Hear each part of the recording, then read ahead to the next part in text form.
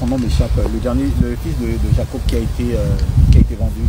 Joseph. Joseph, ça a quand même servi à la famille de Joseph l'influence qu'il avait auprès du roi de l'époque. Ça a quand même servi. Vous savez, mon bien-aimé Sam, j'aime ta question. Je voudrais que les gens qui me suivent m'écoutent attentivement. Nous voudrions ici créer une révolution des prédicateurs. Des prédicateurs qui ont le Saint-Esprit et qui ont les soucis du peuple et qui ont une bonne lecture des Écritures. Okay. Je vous ai toujours dit, quand quelqu'un n'a pas une bonne lecture de l'Écriture, il est plus dangereux que celui qui a l'ousil entre ses mains. Oui. Regardez, le jour où Dieu dit à Moïse, Moïse, jette ta verge par terre. Quand Moïse jette sa verge devient un serpent. Dieu dit à Moïse, reprends. Tu vois le problème de Moïse? Moïse savait exactement où aller reprendre la verge, Oui. pour que le serpent redevienne une verge. Cela veut dire que la verge est une écriture. Quand vous la jetez par terre, il faut savoir où aller la tenir. Parce que si vous la tenez très mal, vous tuez les gens. C'est comme ça qu'il y a un bandit, plusieurs bandits, qui se servent de Joseph. Tu vois? Parce que Joseph est une verge que Moïse a jetée par terre. Et la verge est devenue un serpent. Quand tu veux la reprendre, faites attention. C'est comme ça qu'un bandit va prendre Joseph. Il dit, tu vois, Joseph, il était devenu gouverneur dans le pays d'Égypte. Donc nous aussi, les hommes de Dieu, nous pouvons devenir... Le frère Pierre dit ceci. La prophétie de l'Écriture ne peut pas faire l'objet d'une interprétation particulière. Quand tu n'as pas l'interprétation, j'ai toujours conseillé, tais-toi et écoute. Le mouvement de Joseph qui va en Égypte, c'est le mouvement de Christ qui quitte la maison de son père et qui vient dans le monde. C'est pourquoi ses frères l'ont vendu. Il est venu chez les siens ne l'ont pas reçu, ils l'ont vendu. Donc cette histoire-là ne concerne pas ta position, non. Même si la Bible dit que cela nous a servi d'exemple, tu prends un mauvais exemple. Quand Joseph arrive en Égypte, il interprète. L'interprétation de Joseph veut tout simplement dire la parole de Dieu expliquée. C'est pourquoi tu remarqueras, lorsque le frère de Joseph arrive en Égypte, as-tu remarqué, mon bien-aimé Sam? Joseph n'a pas dit, puisque vous êtes arrivé et que moi, votre frère, je suis devenu premier ministre. Ruben, tu seras ministre de l'économie. Non, non, il les a mis à l'épreuve. Benjamin, comme je t'aime beaucoup, toi, tu vas gérer les finances. Des bandits. Non, Joseph a fait ceci. Il a choisi Goshen. Hein? Premièrement, il a choisi Goshen. Quand ils sont arrivés, il dit, vous direz à Pharaon, nous habiterons Goshen. C'est-à-dire, nous n'allons pas nous mélanger avec les Égyptiens. C'est ça la Bible. Nous, le fils de Jacob, même quand nous sommes en Égypte, nous ne nous mélangeons pas avec les Égyptiens. C'est pourquoi nous habitons Goshen. C'est ça l'écriture où Jésus dit aux disciples, Père, je les laisse dans le monde, mais ils ne sont pas du monde. Il voulait dire, Père, je les laisse en Égypte, mais ils sont à Goshen. Vous voyez? Goshen est à l'intérieur de l'Égypte. Ici, il y a beaucoup de choses que je voudrais démontrer. Donc, Goshen est une portion de terre dans les jardins. Est-ce que vous remarquez ça? Donc, l'Éternel crée un jardin, il tire une portion de terre, et c'est cette portion de terre qui fait Adam. Cette portion de terre-là qui fait Adam, c'est ça Goshen, c'est ça Goshen. Donc, l'histoire de Joseph n'a rien à voir avec ton histoire d'aller demander l'argent au gouvernement. C'est pourquoi même quand les ténèbres se sont abattues dans le pays d'Égypte, la Bible dit que tout l'Égypte était dans les ténèbres, sauf Goshen. Donc Goshen était une... Goshen, c'est l'écriture qui dit, on n'allume pas une lampe pour la mettre sous le boisseau. C'est pour la mettre sur la table. Donc Goshen, c'était une lampe sur la table. Tu comprends ce que j'ai dit? Donc arrêtez d'aller dire que nous nous organisons en association comme Joseph pour que nous ayons accès. Non. Vous devenez les esclaves des présidents. Parce que vous êtes, la cupidité vous ronge. Vous aimez beaucoup l'argent. Vous exploitez le peuple. Vous créez plusieurs paniers de offrandes. Vous êtes plus que les kimbanguistes. Aujourd'hui, beaucoup d'églises sont devenues plus que les kimbanguistes. Parce que les kimbanguistes, c'est quand ils commencent l'offrande, ils commencent le matin jusqu'au soir. Hein? Donnez l'offrande, du matin au soir. Mais aujourd'hui, les églises sont devenues pareilles. Docteur, vous, je sens que vous refusez avec vigueur, justement, cette dictat que veulent nous mener les associations de Kinshasa. C'était le cas également les francs-maçons également. Les francs-maçons également, leur motivation première, c'était justement de refuser le dictat du clergé et de la papauté. Tu vois, au départ, c'était ça en fait. Et ils sont devenus libres penseurs après. Mais vous aussi aujourd'hui, vous refusez justement d'être sous la coupe de cette dictature qu'on veut nous mener, parce qu'il est question de ça. Lorsqu'il est question que bon, quand vous n'êtes pas dans les règles, vous êtes excommunié ou bien vous êtes bafoué dans les médias, là on a quand même un problème. Mais alors dans ces cas-là, qu'est-ce qui nous met à l'abri des dérives? C'est l'enseignement. Regardez. Quand vous lisez la prophétie de Daniel sur le 70 semaines de Daniel, la prophétie dit qu'à la 69e semaine, les ouins est retranché. Oui. Et il n'y aura pas de successeur sur le trône. Jusqu'à ce que le Seigneur reviendra en Israël. Ce que nous voudrions dire, que l'église du Seigneur ne peut pas avoir une forme pyramidale dirigée par un homme. Ceci est très important. C'est pourquoi nous avisons le peuple de Dieu. L'église du Seigneur ne peut pas avoir une forme pyramidale avec quelqu'un au-dessus. C'est ici. Vous savez, je disais à des frères, la notion de père en la foi est biblique. On ne peut pas refuser ça. Ok? Mais si cette notion de père en la foi nous amène jusqu'à avoir quelqu'un à la tête de l'église, alors la dérive est grande. Nous ne sommes pas différents des kimbanguistes. Okay. Tu vois, c'est ce que je suis en train de dire. Donc, ici, selon la vision de la Bible, écoutez-moi bien, bien mes frères, selon la vision de la Bible, l'église du Seigneur doit avoir une vision atomisée. L'église a toujours eu une vision atomisée. Pourquoi? Pour éviter qu'une tribu ne soit à la tête de toutes les tribus. Voilà pourquoi quand ils sont entrés dans le pays de Canaan, l'Éternel parla à Moïse, dit, vous donnerez à chacun sa portion de terre. Dieu pouvait faire que Israël soit tout ensemble. Est-ce que vous comprenez? Et qu'il y ait quelqu'un qui gère tous les territoires. Non, non, non, non, non.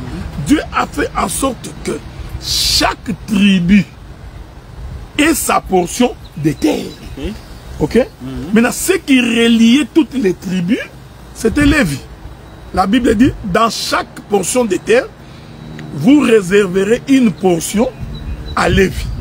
Donc, Lévi était donc éparpillé dans toutes les portions. Donc, Lévi était coupé en 12 morceaux pour que chaque tribu ait Lévi. Donc, ce qui reliait toutes les tribus, c'était Lévi. Or, Lévi qui relie toutes les tribus, c'est ça la parole aujourd'hui. C'est ça Christ. C'est ça l'enseignement. L'église qui est à Katakokombe. Je salue les bien-aimés de Katakokombe. L'église qui est à Katakokombe. C'est ce que je disais. L'église qui est en Mbandaka. L'église qui est en Allemagne, en France, en Belgique. Ces églises-là, d'abord, sont autonomes. Ok, au départ. Chacun dans son territoire, chacun dans sa tribu. Mais qu'est-ce qui nous relie? C'est l'enseignement. Tu comprends ce que je dis? Donc, l'enseignement là, c'est ça, Lévi coupé en morceaux. C'est ce que Juge 19 nous fait comprendre. Lorsque la concubine de ces Lévites a été violée toute la nuit dans cette contrée-là, le matin, les Lévites récupèrent la concubine, ils coupent la concubine en 12 morceaux, ils envoient à chaque tribu un morceau. Les morceaux là, c'est Lévi dans chaque tribu. J'en appelle aux hommes de Dieu qui sont capables de résister à l'offrande. C'est ici que nous croyons que vous avez le Saint-Esprit. C'est-à-dire tu es capable de refuser l'offrande pour la cause de l'évangile. Tu es capable de refuser de t'asseoir avec les gens qui se disent grands pour défendre l'évangile. Tu es capable de dire, je ne dirai pas ça. Parce qu'on t'a proposé que si tu dis ça, quand tu viendras prêcher chez nous, nous te donnerons $300. Tu sois capable de dire non, je refuse tes $300 là. Je préfère me ranger du côté de la parole. Du côté de la parole, l'église du Seigneur ne sera jamais dirigée par un homme. Que tu sois le premier à avoir commencé, ou que tu sois le premier à avoir apporté la parole, tu ne peux pas prendre la place de Dieu. C'est pareil. Voilà pourquoi, je vais finir par là, si vous avez une autre question. Vous savez, lorsque les gens se sont retrouvés à la tour de Babel, ils se retrouvent, l'idée était bonne. Mettez-nous ensemble. Mettons-nous ensemble. Qui peut refuser l'unité? Ok? Qui d'entre vous peut refuser l'unité? Non. Il faut lire la Bible. La Bible dit jusqu'à ce que nous parvenions à l'unité de la foi. Donc, c'est l'unité de la foi. Pas autre unité. Unité de la foi. Or, la foi vient de ce que l'on entend. Ce que l'on entend vient de la parole. Donc, l'unité de la parole. Ce n'est pas une unité organisationnelle. S'il y a organisation, que chaque église locale s'organise à l'intérieur. Non, vous ne pouvez pas créer une organisation suprastructure. Non. Quand vous créez une organisation suprastructure, vous créez ce que Wilfrid Pareto, un autre sociologue italien, que lui appelle la classe des élites. C'est-à-dire, il y a des pauvres, des gens qui n'ont rien, qui vont déléguer leur pouvoir à un groupe de gens, qui vont commencer à décider à leur nom, parler à leur nom, prendre des décisions à leur nom. Ce groupe-là, c'est l'élite de Pareto. Et cette élite-là va commencer à s'entretenir entre elles. Donc cette chose-là est anti-biblique.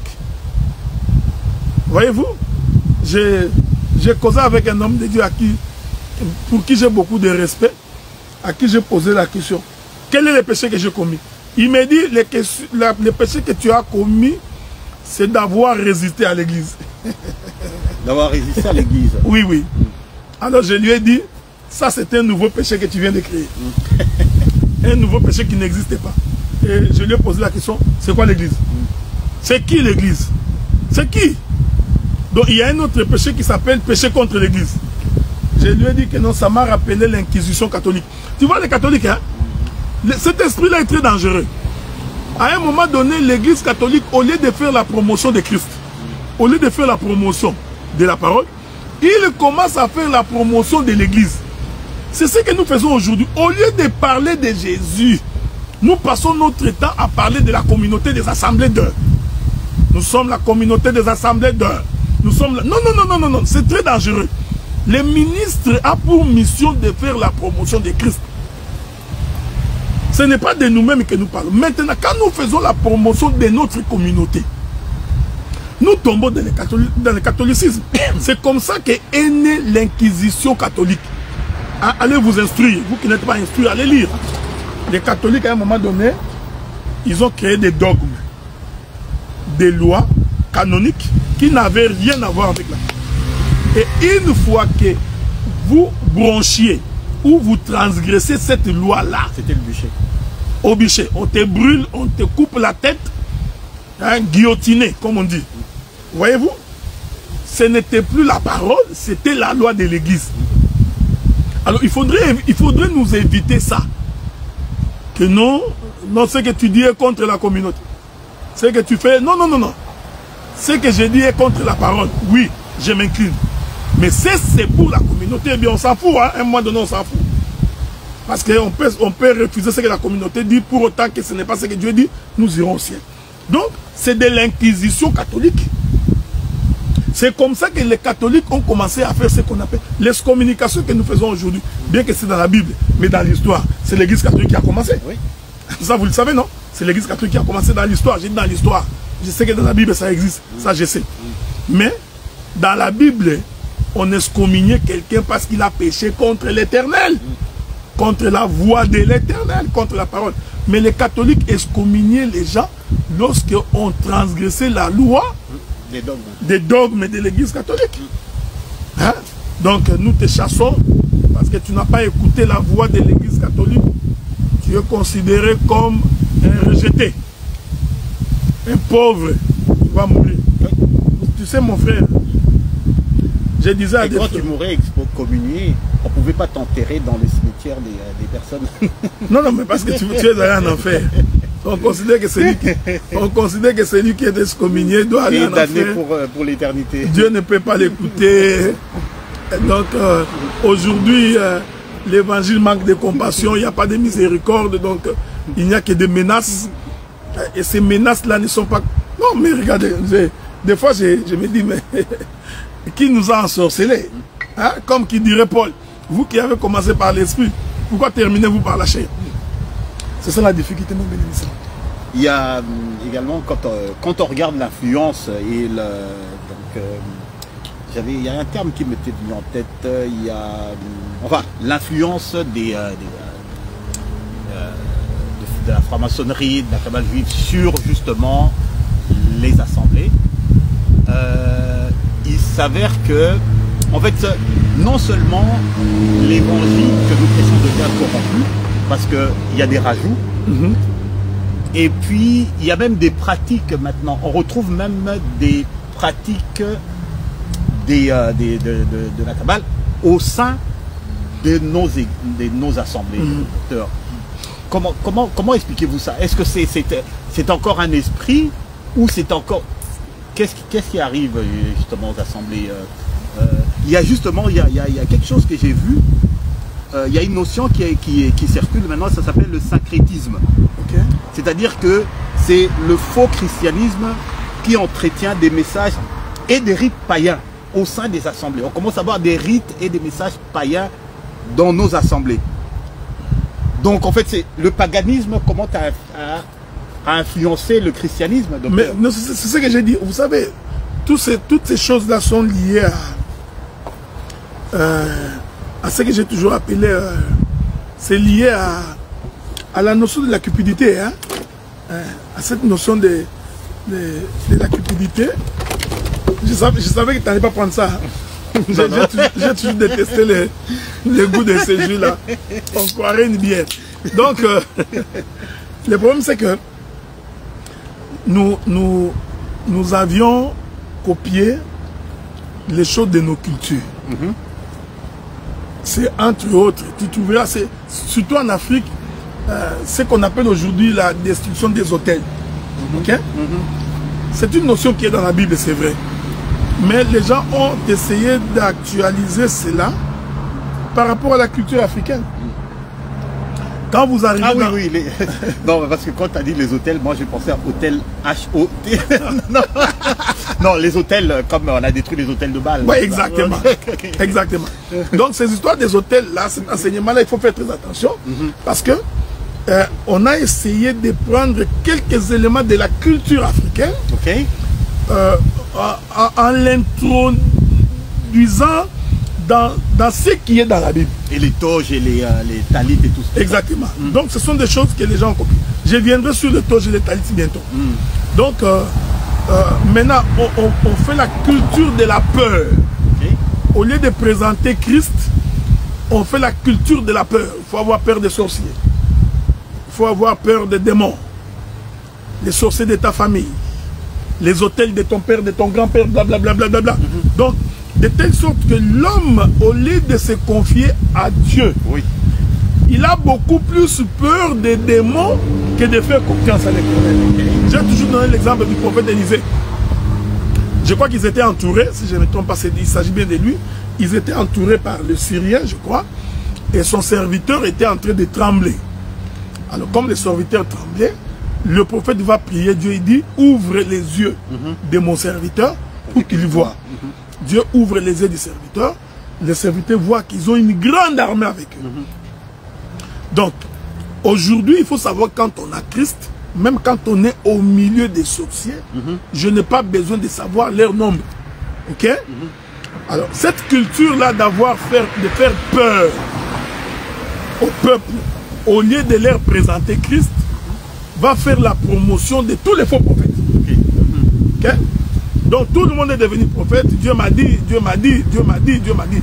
Ils font la promotion des faux prophètes, mais en amont, ils ont créé la culture de la peur. Ok. Ok? Tu trouveras des gens qui gênent 21 jours pour avoir un visa. Ok. Une logique qui ne tient pas debout. Tu comprends? Parce que pour quelqu'un qui est dans un pays occidental ou dans des pays occidentaux, il n'a pas besoin de gêner pour avoir un visa. Non. Il suffit de remplir les conditions. Ok? C'est pourquoi vous remarquerez, même pour ceux qui sont en Afrique, les gens qui voyagent facilement, ce sont des gens qui ont des moyens. Parce que les ambassades exigent que vous ayez un compte à banque, que vous ayez suffisamment de liquidité, que vous ayez suffisamment de biens matériels pour être rassuré que tu ne fuiras pas. Vous voyez? Maintenant, vous prenez les autres qui souffrent, qui n'ont rien, vous les faites gêner pendant 21 jours. Mais lui, le pasteur, pour avoir un visa, il ne gêne pas 21 jours. Non. Tu vois? Donc, c'est une psychologie pour détourner le peuple. Ok. Et à ce titre-là, on va leur commencer à demander l'argent. Ok. Donc, c'est comme moi, je suis au Canada là, je ne peux pas vous citer le nombre de frères qui pensent que moi je travaille à l'ambassade. Hein? Donc, trouve-moi un visa. Donc, trouve-moi un visa. Non, je ne travaille pas à l'ambassade. Je ne suis pas un agent de l'immigration. C'est pourquoi je leur dis toujours, si vous avez un compte bancaire fourni avec suffisamment d'argent, quand vous irez demander un visa, on va vous l'accorder. On ne pourra pas vous refuser. Donc, on a actualisé la culture d'un peuple pour en faire toute une doctrine d'enseignement. Et dans ces doctrines d'enseignement-là, on est en train d'escroquer les gens. Ok. Ok. Donc, il y a vraiment une motivation pécuniaire derrière tout ça. Il y a une motivation. C'est bien pensé dans un certain but. Je mets ma main à couper. Aucun prédicateur ne va prêcher dans une église aujourd'hui sans s'attendre qu'on lui donne l'argent. Ok? Donc dès qu'il va dans son esprit, il sait déjà que quand j'ai fini l'offrande. C'est pourquoi dès qu'il n'y a pas l'offrande, il ne vient plus. Il y en a même d'autres qui abandonnent le poste. Non, nous on ne peut plus. Parce qu'on n'a pas d'offrande à recevoir. Oui, mais docteur, ici en Occident, on n'a pas les mêmes préoccupations. Vous n'allez pas me dire que les gens, en Europe, on a les mêmes pratiques. En Afrique, je peux comprendre, mais en Europe ou au Canada, quelqu'un qui va prêcher, qui est invité à aller prêcher à Vancouver parce qu'il sait que... peut-être bien. Mais la cupidité est un esprit. Ouais. C'est vrai que la cupidité est un esprit. Ça court les rues, c'est vrai. Oui, mais la cupidité est un esprit, ne vous en faites pas. Qu'il soit en Afrique, qu'il soit ici, quand l'homme est cupide, il est cupide. Il est égal. Ouais, tu le sauras dans son comportement, dans sa manière d'agir, la manière dont... c'est vrai, on a vu ici également. La manière dont les yeux palpitent quand il s'agit des offrandes. Donc, ça c'est de la cupidité. Malheureusement, c'est cette cupidité-là, soutenue par la pauvreté, qui fait que beaucoup d'hommes de Dieu se sont détournés de la foi de Dieu. Ok, d'accord. Ok? Ils s'invitent mutuellement pour faire la collecte des fonds. Ok. Ils font des voyages missionnaires pour récolter l'argent. Ils sont dans la stabilité matérielle. Ils ne sont pas dans la stabilité de l'évangile. Ok? C'est ce que je dis. Donc si le frère est à Bassan-Koussou et il ne fait que la pêche, tu ne verras pas la bagarre autour de lui.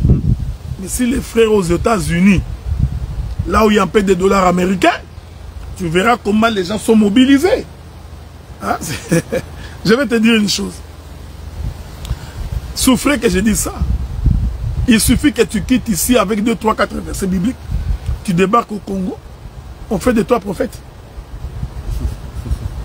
Hein? Bon, c'est comme ça, non? Quelqu'un débarque ici. 3, 4 versets. Parce qu'il vient de... Parce qu'il vient de l'Amérique. Okay. Ou il vient de Finlande, ou de la Suède. Il débarque avec quelques billets verts, quelques vestes.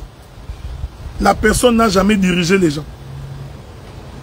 Il n'a jamais réuni même 4 personnes. Il n'a pas fait preuve du ministère. Parce que les ministères, on doit faire preuve du ministère. Il n'a prêché que dans les WhatsApp et dans les Facebook, TikTok. Et il y a Thread qui vient de sortir. Hein? Un nouveau réseau social vient de sortir.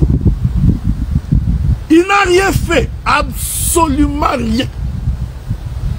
Sauf crier dans les réseaux sociaux. Il débarque au Congo. $200, $300, 3-4 versets. À genoux, imposition de main. Il devient ministre. Là, ce n'est pas un problème.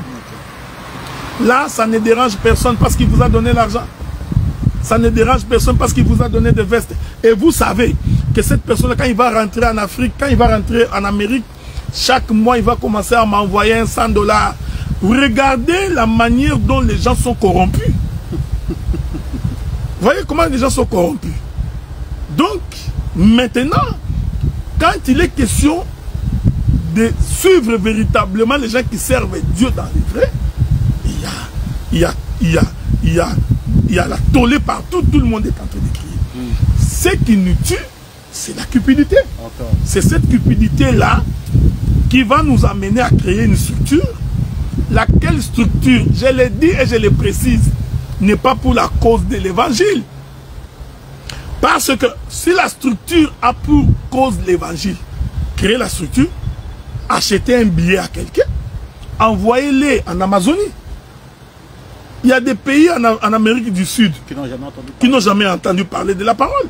Au Mexique, au Pérou, Bolivie. Tous ces pays-là, en Amérique du Sud. Si vraiment le but d'une organisation, c'était la cause de l'évangile, donc nous nous organiserons pour acheter un billet à un prédicateur, sa femme, ses enfants, nous l'installons à Venezuela, nous lui payons la maison, nous lui demandons de commencer l'œuvre. Oui, que la gloire revienne au Seigneur, ce serait une bonne chose.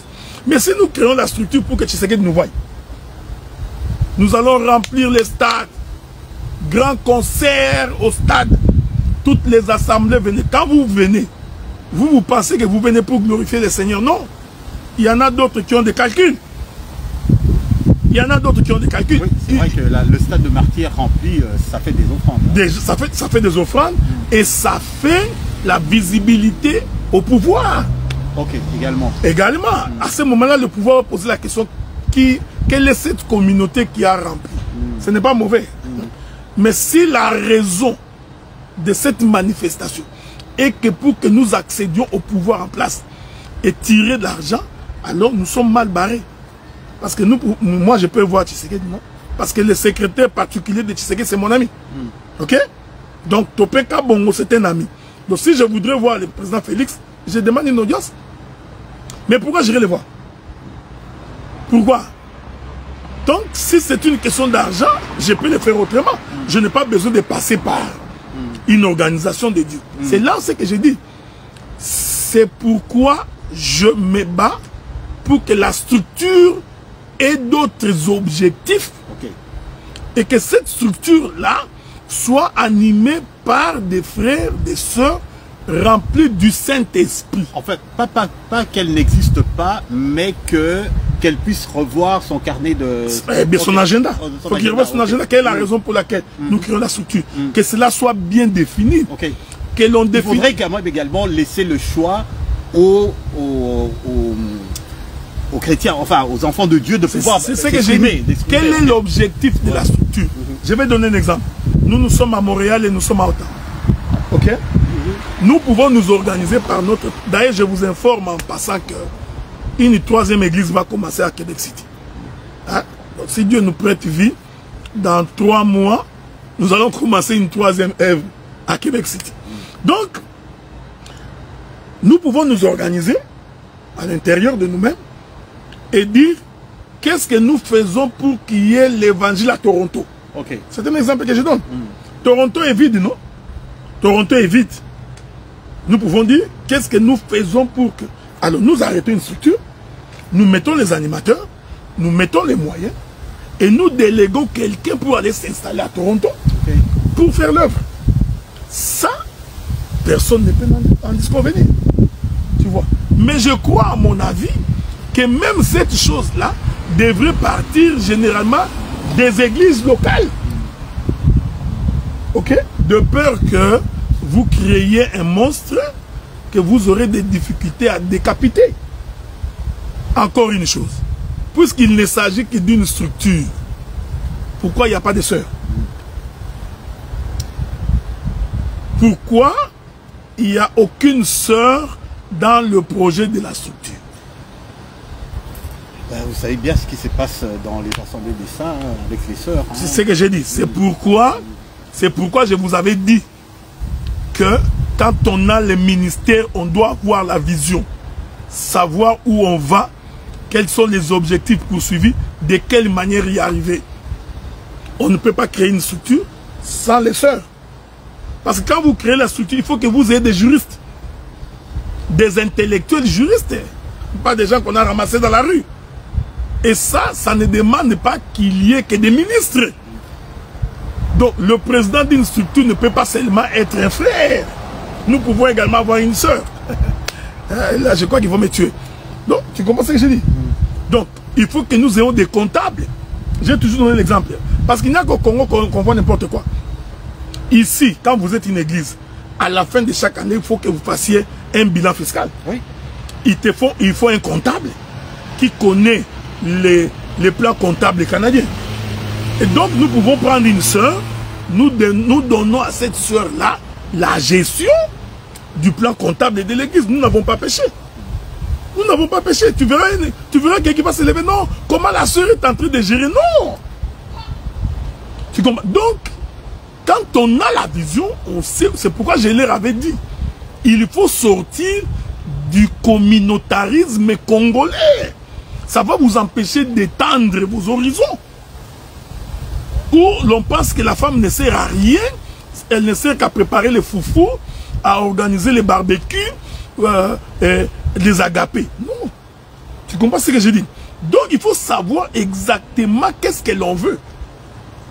Il ne faudrait pas que cette structure que l'on voudrait créer soit une structure ecclésiastique. Parce que la manière de gérer l'église se trouve déjà dans la Bible. Oui.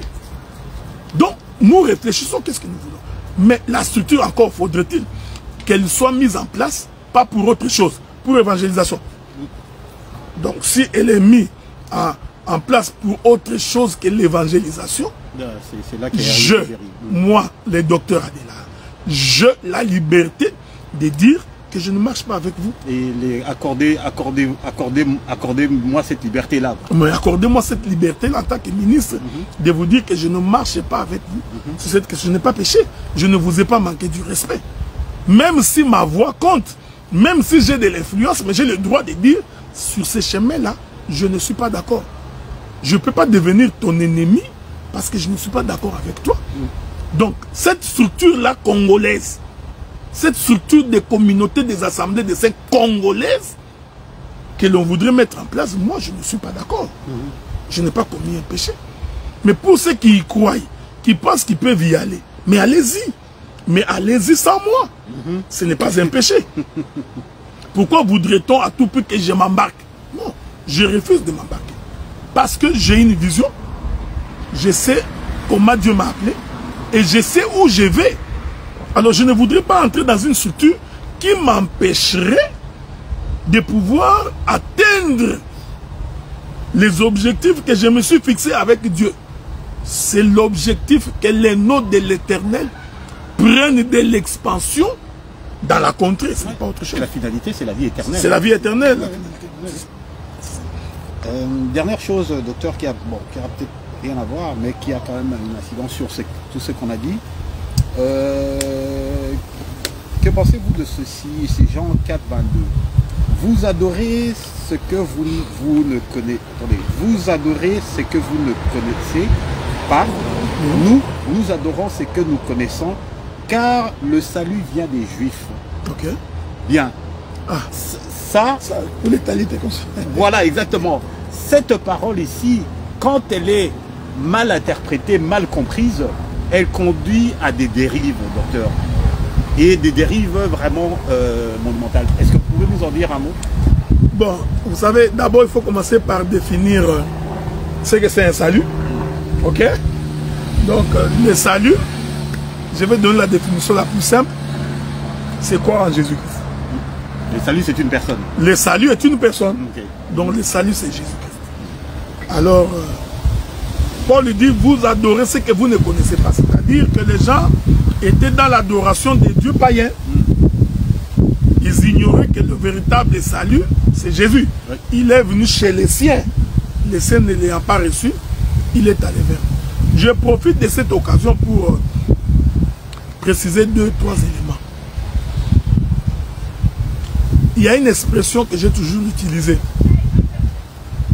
Qu'à l'époque, quand nous grandissions, quand vous quittez une zone périphérique, c'est un exemple que je donne. Les gens qui étaient avec nous vers les années 80, ils se souviendront. Quand vous quittez Kingasani, vous entrez dans ce qu'on appelait Fula Fula. Fula Fula qui était un bus populaire. Quand vous entrez dans Fula Fula et que vous voulez partir en ville, le Fula Fula, dès qu'il arrive à Super Lemba par exemple, les tickets que vous aviez utilisés expirent. Okay. Il faudrait un autre ticket pour entrer au centre-ville. Oui. Je crois que même les grandes villes occidentales ont cette... Oui, ils ont la même chose. Ils ont la même culture. Oui, parce que quand vous quittez Montréal pour aller à Longueuil, bah, quand vous arrivez à Longueuil, pour circuler, vous devez payer un autre billet. Ah, tu vois, donc c'est pareil à Montréal. Quittez Montréal pour aller à Longueuil, les billets que vous aviez achetés, quand vous arrivez sur un point, ces billets-là expirent, il te faut un autre billet pour circuler à Longueuil. Quand tu lis la Bible, il faut avoir cet esprit-là dans la tête. Quand tu touches les versets de l'Ancienne Alliance, Okay. les versets de l'Ancien Testament, Et que tu veux traverser, et que tu veux traverser dans la Nouvelle Alliance, il faut savoir que les billets avec lesquels tu t'es promené viennent d'expirer. à la croix. Ok? Donc, l'huile d'onction, quand on fait la consécration, les habits sacerdotaux, c'est dans ces habits sacerdotaux que nous avons les talites. Les chapeaux que les souverains sacrificateurs mettaient sur la tête. Les clochettes et autres. La corne qu'on utilisait pour oindre. Tous ces éléments-là sont les éléments de l'Ancienne Alliance. Et ces éléments constituent l'ombre des choses à venir. Maintenant, quand tu arrives à la frontière, il faut présenter ton passeport et que l'agent de l'immigration vérifie si tu as le visa. Vous comprenez ce que je dis? C'est-à-dire quand tu veux traverser la croix, il faut te poser la question. Ce que je faisais dans l'Ancienne Alliance, lorsque je traverse la Nouvelle Alliance, de quelle manière elle s'applique? Ok. De quelle manière il s'applique? De quelle manière elle s'applique? Parce que si tu n'as pas cette révélation-là, tu traverseras avec ton talit de l'Ancienne Alliance vers la Nouvelle Alliance. Tu traverseras avec ton huile d'onction de l'Ancienne Alliance vers la Nouvelle Alliance. Et tu verrais une femme adultère et tu serais enclin à lui jeter des pierres. Et tu verrais une femme... Et puis, donc, comme l'a dit le frère Sam, donc tu verrais une femme adultère, tu vois, c'est ce qui est arrivé avec les Juifs. Ils ont attrapé une femme en flagrant délit d'adultère.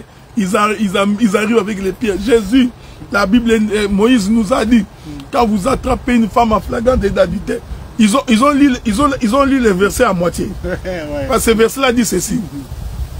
Si on attrape une femme en flagrant délit d'adultère, et l'homme et la femme doivent être lapidés. Tu vois, Ces gens-là ont bien dit à Jésus que nous l'avions attrapé en flagrance. Alors moi, je me suis posé la question. Mais pourquoi ils ont laissé l'homme? Parce qu'ils devaient les amener tous les deux devant Jésus. Tu vois? Donc ils n'ont pris qu'une portion. Tu vois, quand tu n'as pas l'interprétation, tu vas prendre les pieds, je vais te lapider, cette femme va mourir. Hein? Jésus leur dit, qui d'entre vous? Quand Jésus leur disait, qui d'entre vous? Jésus leur disait, où est l'homme? Hein? Avant de lapider, où est l'homme? Qui d'entre vous là, c'est l'homme, frère? Alors, ils ont constaté que, Ah, on a laissé l'homme. C'est comme ça qu'ils n'ont pas tué cette femme-là. Donc, ce que nous voulions dire, c'est que il faut faire attention. Si tu vois quelqu'un avec les talites, il y en a d'autres qui ont l'habitude de prendre un mouchoir blanc. Bon, d'autres le font pour impressionner. Hein? Pour qu'on le voie qu'il est spécial. Mouchoir blanc. Il tient les micros. Bon, il y en a d'autres dont les mouchoirs blancs là a son origine mystique. Ok. Ok. Donc, ils sont dans le mysticisme. Il y en a. Ils peuvent vous jeter les mouchoirs comme ça, vous tombez. Ok. Mais il y en a d'autres qui sont vraiment dans les sciences occultes. Ok. Maintenant, je vais donner quelques éléments qui vous permettent de comprendre que quelqu'un est vraiment dans les sciences occultes. Ok. Vous constaterez que l'homme n'a aucune connaissance de la parole. Aucune. Mais c'est un gars éloquent. Et il fait des foules immenses. Okay. Il y a de fortes chances qu'il soit dans les sciences occultes. Bien. Ok? Parce que les hommes sont attirés par la parole. Ou ils sont attirés par les miracles. Le sensationnel. Mais j'ai toujours dit ceci. Le vrai miracle doit être précédé par la parole du Seigneur. Donc s'il n'y a pas la vraie parole et qu'il y a le miracle, c'est un faux. Okay. C'est un faux miracle. Donc il faut que nous voyions d'abord la parole et s'ensuit le miracle. Parce que c'est la parole qui crée le miracle. Voici les miracles qui accompagneront ceux qui auront cru. Oui. Or, pour croire, il faut qu'il y ait la parole. Donc si tu entres dans une église, il n'y a pas la parole, mais il y a beaucoup de miracles. Je t'ai dit, il y a 90% que l'homme est dans les sens occultes. Des miracles qui n'ont pas de sens. Les crapauds dans un corps de quelqu'un. Oui. L'argent dans ta poche. Dieu t'a vu dans une chambre. Ces choses-là, il y a de fortes chances que ce soit des gens qui sont dans les sens occultes. Il y a certains éléments de la Kabbale juive. Entre autres, les talites. Hein, donc, ces écharpes-là qui mettent au cou.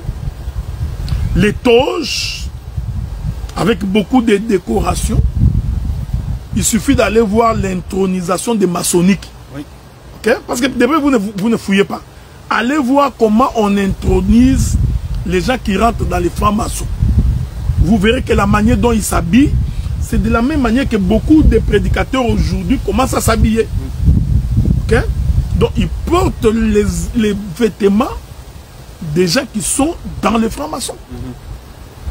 Donc, c'est pourquoi nous disons, quand quelqu'un rentre dans la Kabbale juive, il y a de fortes chances qu'il vienne d'entrer dans les sciences occultes. Mais n'oubliez pas que derrière cette histoire de Kabbale juive et des autres sciences occultes, il y a beaucoup de sous.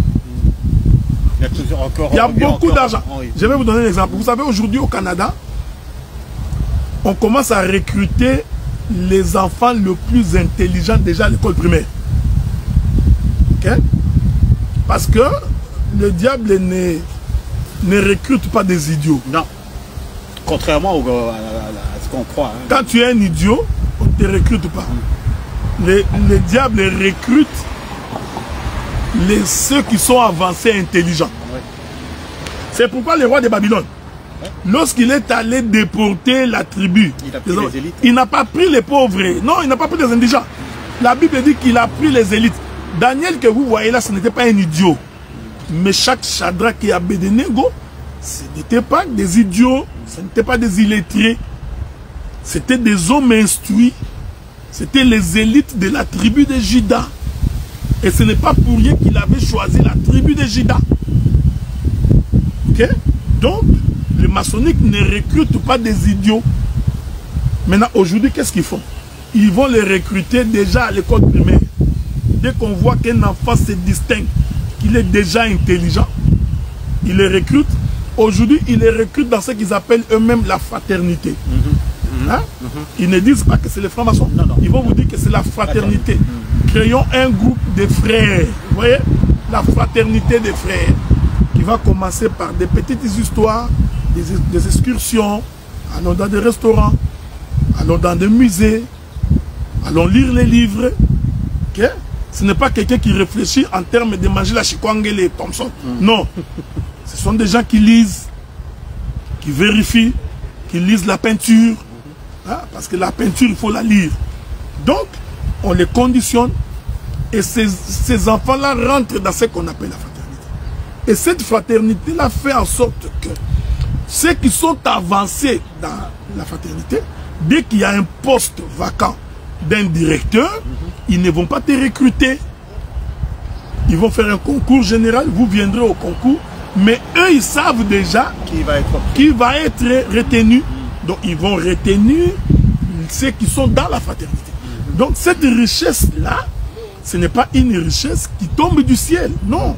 C'est une richesse dans la structure qui sont en train de se distribuer. S'il y a une grande conférence aux États-Unis et qu'à l'issue de cette conférence-là, il y aura une collation de 100 000, 100 000 dollars, on va appeler tous ces pasteurs qui sont déjà dans les sciences occultes. C'est ça l'avantage. Ils vont y aller, loger, nourrir, et après, on leur donnera des enveloppes de 100 000 dollars, 200 000 dollars, 300 000 dollars. Alors, quand on n'est pas avisé, on tombe dans les pièges. Donc, voilà un peu, de façon générale, ce que je voudrais dire. Donc, je voudrais rappeler que lorsque nous nous organisons, organisons-nous pour le but de l'expansion de l'évangile. Pas pour autre chose.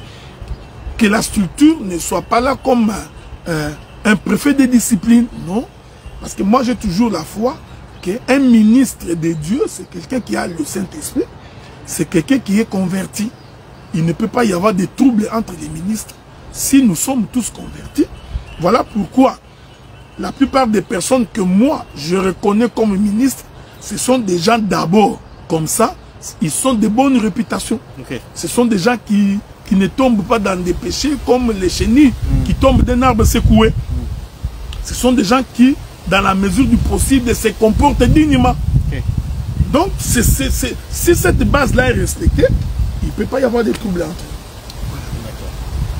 Ok, ben alors, moi je n'ai rien à ajouter là-dessus. Je pense que ça a été assez clair comme ça. Et que, bon, si vous avez des questions, n'hésitez pas. Contactez-nous. On va pouvoir vous répondre lors des prochaines émissions. J'espère que ça a été clair. Et docteur, vous avez quelque chose à rajouter? Non, je n'ai pas grand-chose à... Est-ce qu'il y a... Il y a beaucoup de vent. Oui. Est-ce qu'il y a quelque chose de spécial qui arrive? Je crois que nous n'avons pas grand-chose à ajouter. Tu n'es pas là? Il faut que tu te tournes pour qu'on te voie. Bon, on va faire ça comme ça. Bon, je disais qu'il n'y a pas grand-chose à ajouter. Dans les programmes de l'église, dans les programmes de l'église, demain, d'abord, demain, je commence un enseignement sur les deux ailes du soleil, à l'assemblée d'Ottawa. Donc je voudrais inviter les frères. Les deux ailes du soleil, donc l'éternel, l'oiseau, donc les deux ailes du soleil. Pendant 4 semaines, nous parlerons sur ces sujets-là. Et demain matin, je serai également à Montréal. Le matin, l'après-midi, je serai à Ottawa. Donc, le matin, vous êtes à Montréal? Je suis à Montréal le matin. Je vais communier avec les frères de Montréal. Et l'après-midi, je commence l'enseignement à Ottawa. Et puis, le samedi 15 juillet, nous allons organiser un service de baptême. Donc, le 15 juillet, c'est un samedi, le matin. Le 15 juillet, samedi, ça sera ici? Non, à Montréal. À Montréal. Voici l'idée.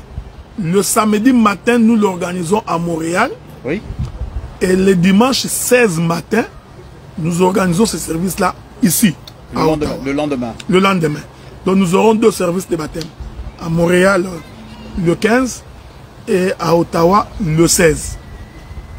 Et le 5 août, à Montréal, nous avons une campagne d'évangélisation. Nous avons une campagne d'évangélisation. Donc, ceux qui sont malades, ceux qui ont des difficultés, ceux qui sont possédés, ceux qui ont des problèmes, venez donc expérimenter la main de Dieu. Nous prêcherons et nous prierons. Vous qui avez des problèmes à l'immigration, le dossier a été rejeté. Nous voulons vous informer que Dieu est capable de changer les cours de l'histoire. Vous qui voulez vous marier, vous avez l'impression que rien ne marche. ou que vos enfants sont devenus des rebelles, ou que vous avez des nuits, comment on dit, cauchemardesques. Donc venez, vous subissez des oppressions nocturnes, vous faites des mauvais rêves. Les 5 août à Montréal, nous organisons une grande campagne d'évangélisation. Et si le Seigneur nous prête vie, je crois qu'à partir de la fin du mois de septembre, début octobre, nous pourrons mettre en place une nouvelle église, une nouvelle assemblée à Québec City. Donc ça va être la 3e que nous mettons en place à Québec City. C'est la vision que nous avons. Et le Seigneur est dans l'année prochaine. Nous allons reconquérir la ville de Toronto. Voilà un peu en ce qui me concerne. Je rentre en Europe d'ici là aussi. Donc, juste une question rapide comme ça en ce qui concerne le baptême. Pour nous, par exemple, qui avons été baptisés auparavant dans une salle, dans un grand bassin, ou ceux qui ont été baptisés dans une piscine, ou ceux qui ont été baptisés dans un tonneau, est-ce qu'il est nécessaire de reprendre le baptême? La Bible dit, soyez baptisés et vous recevrez les dons du Saint-Esprit. Et lorsque nous lisons la Bible, nous avons constaté que tous les baptêmes se fait par immersion. Ça, c'est un premier élément. Et la deuxième chose, tous les baptêmes de la Bible se sont passés dans la nature. Ok? Je ne voudrais pas dire dans l'eau qui coule. Ce n'est pas ce que la Bible dit. Parce qu'il a été démontré que les Jourdains ne coulent pas. C'est un lac. D'ailleurs, quand nous baptisons ici, ce sont des lacs. Même la mer Rouge, c'est de l'eau par irrigation. Pour ceux qui ne le savent pas. Mais il faudrait que l'eau du baptême soit dans la nature. Quand Philippe croise l'eunuque éthiopien, ils étaient dans un désert. L'eunuque éthiopien voit de l'eau. C'était en réalité un oasis. Okay? Donc c'est de l'eau qui ne coulait pas. Mais cette eau était dans la nature. Donc tous ceux qui ont eu le baptême au nom du Père, du Fils et du Saint-Esprit devraient se faire baptiser en fait dans le vrai. Ceux qui ont été baptisés dans des piscines doivent se faire baptiser. Ceux qui ont été baptisés dans les tonneaux doivent se faire baptiser. Ceux qui ont traversé un drapeau en disant que c'est un baptême, parce qu'il y en a aussi, tu touches le drapeau, tu passes en dessous, on dit que c'est un baptême, doivent aussi se faire baptiser. Tous ceux qui ont été baptisés dans des sectes où le prédicateur est un gourou, un féticheur, ceux-là aussi doivent se faire baptiser. Voilà. C'est important que la personne... en fait, c'est au moment où la personne te baptise que cette personne qui te baptise doit avoir un bon témoignage. C'est au moment du baptême, n'est-ce pas? C'est un prérequis. Le prérequis pour le baptême, c'est d'abord, il faut que tu croies au Seigneur. Oui. Okay? Et que tu prennes l'engagement de le servir avec conscience et de faire sa marche, de faire ta marche avec les Seigneurs. Mais si la personne qui t'a baptisé en ce moment-là, c'était un impudique, notoire, est-ce que c'est important de... Non, je ne pense pas que c'est important parce que pour autant que ton baptême est conforme à l'enseignement et que ton baptême s'est fait au nom de Jésus-Christ, ce baptême-là est valable. Okay? Je n'ai jamais pensé que il faut recommencer un baptême parce que tu étais dans un groupe de prière et que dans ce groupe de prière-là, la prédication a été faite au nom de Jésus et le baptême au nom de Jésus, qu'il faille recommencer cela. C'est un avis, hein? Moi, je dis que c'est un avis. Donc, mais la doctrine nous apprend que le baptême s'est fait au nom de Jésus-Christ. Si quelqu'un reconnaît que le Seigneur est mort pour lui et qu'il est monté sur la croix pour lui, ressuscité pour lui, cet homme prend la résolution d'être baptisé au nom de Jésus, parce que c'est Paul qui dit ça. Hein? Est-ce que c'est en mon nom que vous aviez été baptisé? Est-ce que c'est moi qui suis mort pour vous? Donc il voulait confirmer que le baptême, on l'obtient au nom de celui qui est mort pour vous. Donc dans ce cas-là, nous allons faire ce service-là. Le 15, samedi matin à Montréal. Le 16, dimanche matin à Ottawa. Donc, ceux qui veulent se faire baptiser, ils n'ont qu'à venir, nous allons faire ce service-là. Parfait. Alors, nous allons vous souhaiter un bon week-end, une bonne soirée, bon appétit, bon diversement. Prenez du repos. Et puis, n'oubliez pas, demain également, pour ceux qui sont à Montréal, c'est à partir de 11h. À 11h, juste nous serons là-bas. Ok. Et pour les gens de Gatineau, Ottawa. Pour les gens d'Ottawa, Gatineau, c'est à 14h30 que nous avons quitté. Et voilà. Alors, bonne soirée.